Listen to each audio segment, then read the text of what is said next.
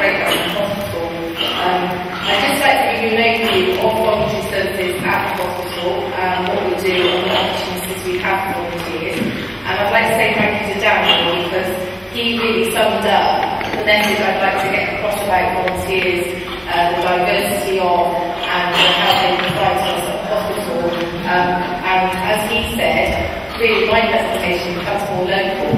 All the things he said in his presentation on a national level actually corresponds to the Great Western Hospital, and I think I will be able to demonstrate the diversity in numbers and how it happens at the hospital. The Great Western Hospital was built in 2002. It was built as a part of a private finance initiative. We're a 500-bedded acute hospital with accident emergency and a helipad.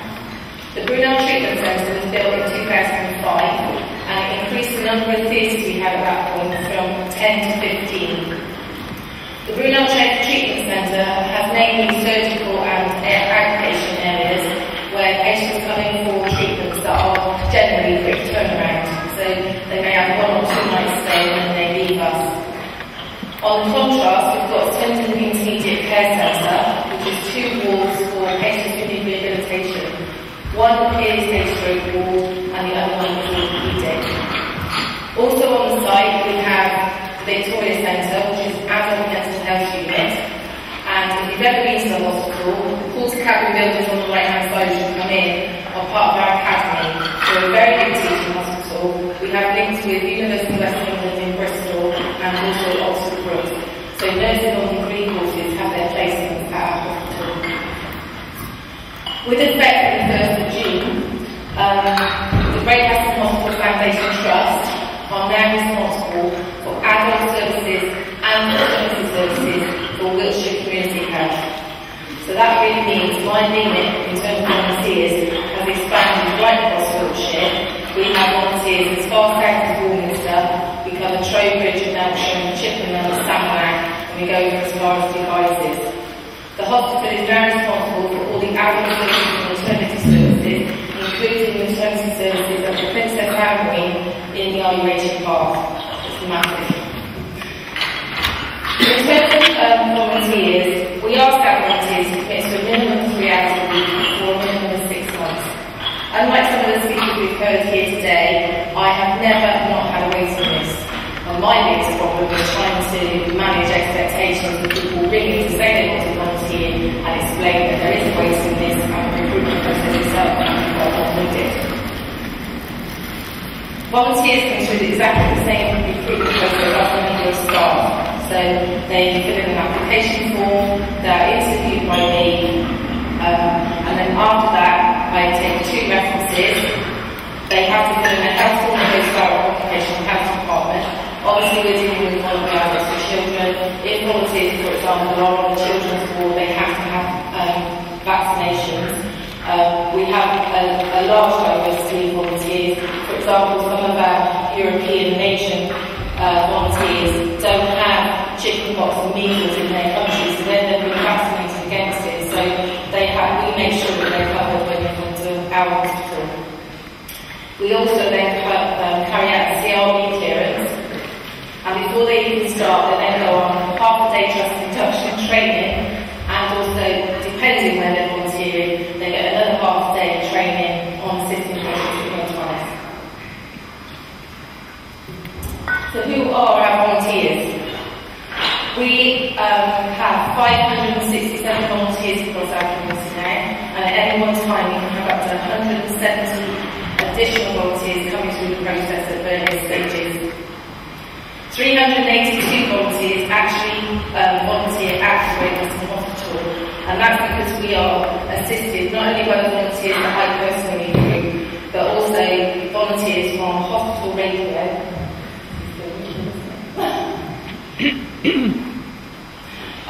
We also have volunteers at hospital radio who do radio programmes for patients at the bedside and go round the wards and take requests for things for radio. The WRPS have 2 voluntary sectors with us. They run the shop that's in the front entrance of the main hospital, and they also do an escort service. So patients who come to the hospital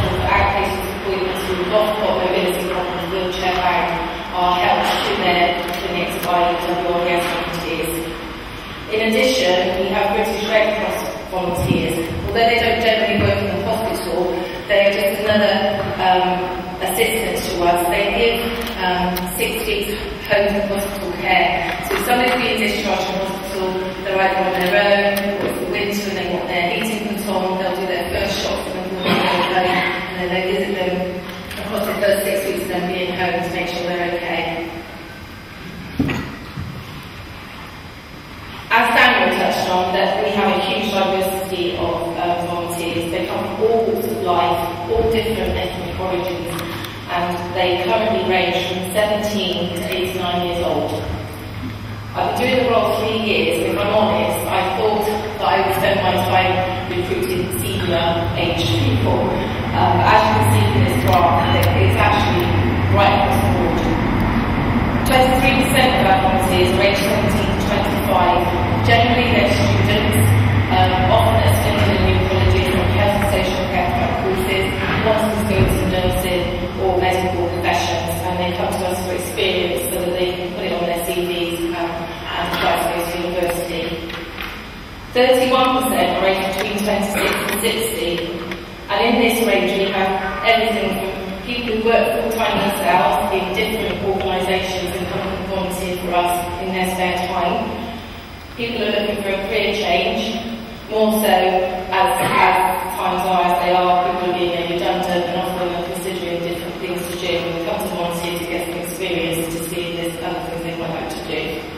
And then we have 46% of our volunteers are over 60, with 6% of those being over 80.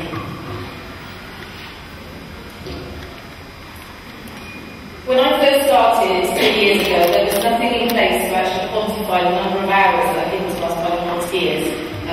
So although this data only actually relates to Great Western Hospital at the moment, I'm hoping to expand it into Wiltshire as we go. The volunteers sign in and out when they come for their voluntary shifts, and volunteers here onto a database for me, so at the end of the month I can get not only how many hours they've done, I can see if there's a need in any of our placement areas as to where they can we need more volunteers. And I can also see the volunteers that have dropped out naturally, because some volunteers leave us without really telling me why, and I use the sign-in register as a tool to establish that. As you can see, the first 5 months of this financial year, our volunteers have contributed 11,598 hours. To quantify that, that's the equivalent of 62 full-time members of staff. That's 62 people making tea, holding someone's hand, going to get the paper for the shop for them, assisting them with their meals, making sure that their letters, appointment letters get out in a timely manner, giving them information in various information points, such as cancer information points where they can get a wig when they lose their hair when they have chemotherapy, eye information point where they can get different equipment when they've been diagnosed with certain eye conditions. The volunteers just give time that the medical profession just sometimes doesn't have. The commitment year on year has increased, and although, as I will explain in a moment, I run to stand still because of the turnover of volunteers, the commitment always grows. I do a quarterly newsletter to the volunteers to keep them informed of what's going on in the hospital. And in there I have a section saying volunteers needed. So if I've got new placement areas where I need volunteers, I put it in the newsletter. I'm always astounded at the number of existing volunteers that come to me, already having done 3 hours a week, who say, I'm back to doing that as well, I'll do another day for you, I'll do another shift for you. And that's why that keeps going on. Once a year we invite all the volunteers to a long service award. It's in fact all our volunteers who are here to the hospital, but those especially that have done long service with us, we give a certificate and a pen to, and a badge in recognition of 5, 10, 15, 20, 25 and yes, 30 years service with us. As you can see from this slide, 27% have done more than 2 years service. I've actually crashed table 1 with Diana from the Swindon Care Centre. If I've got an issue, it's the pure fact of volunteer retention. It's really labour intensive to bring volunteers through, but actually quite the opposite of Diana, as much as she struggles to get me through the door in the first place. So perhaps now you know I've got so many, perhaps I can share them amongst your organisations. I find at these long-term schools that the volunteers are really, really modest. They don't like to be recognised, they don't want fuss made of them, they don't actually need this to volunteer. They volunteer for the reasons they want to volunteer, they don't want any recognition. I've had people say to me, I don't want to make any fuss of me for coming in to do something I really enjoy. I even had another volunteer say to me, I should have a certificate because I put up with every Friday morning. The benefits of the trust are huge with what volunteers give us. As I've already touched on, they do a diverse amount of roles for us within the hospital, and they give the hospital the personal touch. It is a very daunting place to walk into, very, very scary, very frightening. It's just nice for people to have somebody there who's not going to jump on the needle, tell them bad news, but give them a cup of tea and hold their hand if they want it. They are